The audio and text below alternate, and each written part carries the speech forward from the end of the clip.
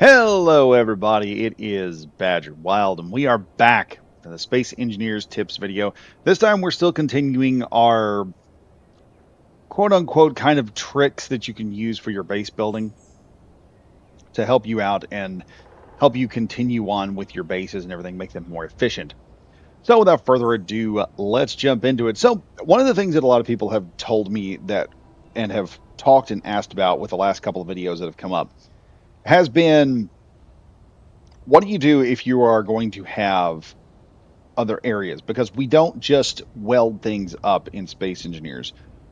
We also build and invent new things. And so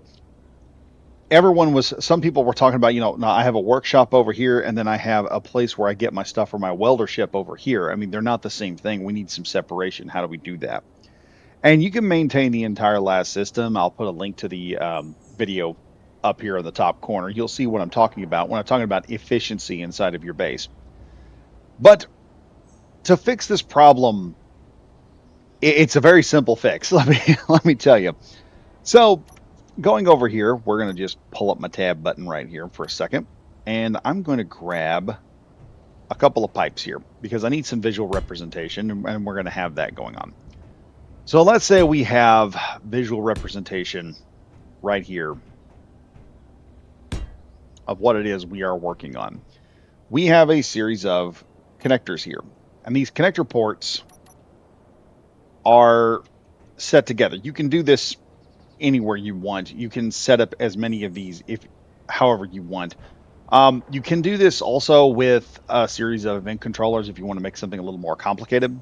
But this is the simplest way I can explain how to do this. So we've got one line for the warehouse going to our shop building, and this one here is going to be the line going to our welding ship, which is, welding up stuff around the base and everything.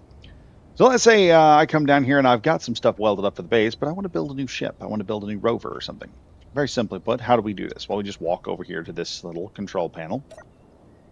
And you'll see this one here has shut off. We're no longer linked together. And the one over here is now linked together. Now, what are we doing here? And it's very simple what's going on. We're just going to hop in here into, well, I'd like to hop into GMenu, but didn't want to do that. So what we have here is we have the connector switch lock, and we basically set both of these to groups. That's what has happened here. And if you are wanting to do this, this is also where sorters come into play. Some people were saying they didn't like using sorters. Sorters help because they prevent things from getting backed up, and you can put stuff exactly where you want it to be. And this is why this is one of the ways you can get around. Now, some people were talking about how they had either scripted or used control systems to actually take this system here and prevent clogs from happening in assemblers, clogs from happening in refineries. You can do a lot of that with this particular setup right here. And it's very simple. Like I said, let me go over here for a minute. Now I'll have to use this to get inside. If I can get to the control panel here, we'll hang on. Let me grab a control panel over here. I know this will get me in there.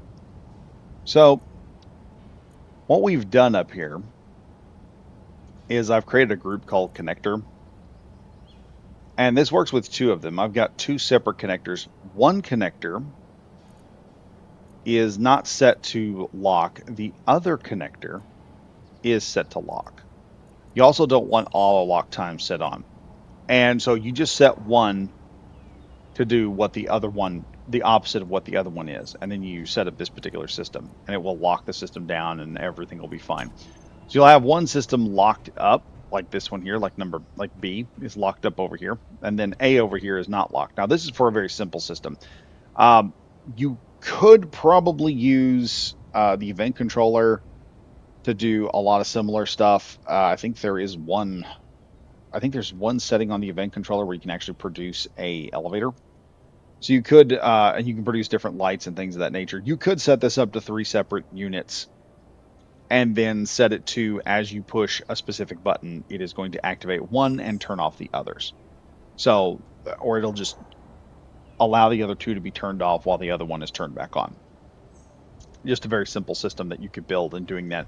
And what this does is like I said, it creates stopgap areas where when you don't want your materials going one direction, if you are trying to build things for, let's just say you're trying to build something in your shop and some of your shop parts end up over in the grinder or welder ship, and then you take the welder ship later and you're like, wait a minute, I'm not carrying as much stuff. And you look over and, oh, hey, look, you've got a whole bunch of crap in there.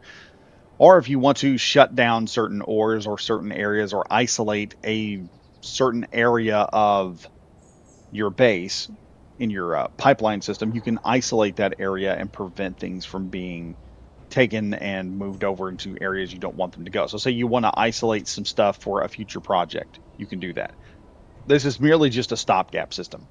That's all it is, but it's very helpful when you don't want everything to be accessed at one time and you want to limit if you want to, continue. What we're doing here is we're doing like automation is basically what's happening on the base. This a little bit of this automation, a little bit of this being able to control the automation from just a click or a button really helps. So you can walk out of a room. You can also set this up to sensors as well. So if you're not if a sensor doesn't detect you within an area, it will shut this thing off. And so when you walk into another room, it will turn this on. You can set every one of those up to a just actually no, you can set it up to just a sensor. And when the sensor detects you're not there, it just unlocks the whole system and just switch locks back. So it'll lock it when you're inside, then it'll unlock it when you leave. And so you're not limited. But you can actually set these up and they'll be on the same grid. They'll do exactly what you want them to do. It just creates a small zone where when you walk by, hey, look, we're not using all of our materials at one moment. I only need what I'm going to have what I need when I need it. And like I said, set up a sensor inside of an area or set up a sensor over here when you turn on a ship or something, or when it's detecting a ship connected to the system or something like that, then it will turn on. So it's a very interesting little method of just a small trick here that can help you control how your base is operating. It gives you a bit more control over a system that you can automate very expansively. You can just give it a massive degree of automation. And despite all the automation that's there, you still have the ability to control the ship systems without having to worry about it go all nuts and everything, and you lose you start losing stuff and things start getting chaotic. Because that's one thing that we don't like to do in Space Engineers is fix everything after it broke for no apparent reason. If it's going to break, I want to break it. By the way, folks, hope you guys enjoyed the video. And as always, if you liked it, be sure to drop me a like, drop a comment telling me what you think about it, and be sure to subscribe as I'm putting out new videos all the time. And if you are looking at the channel and you see a bunch of videos with the green membership thing on there, you can participate in seeing those videos early for just 99 cents a month. That's what the membership is. I'm not charging a shit ton of money for it. Y'all can just get it's a very small fee. You don't have to pay a whole lot of money for it. But anyway, thank you all for watching. And as always, I am Badger Wild saying stay safe, stay frosty. And I'll see you guys in the next video. Goodbye for now.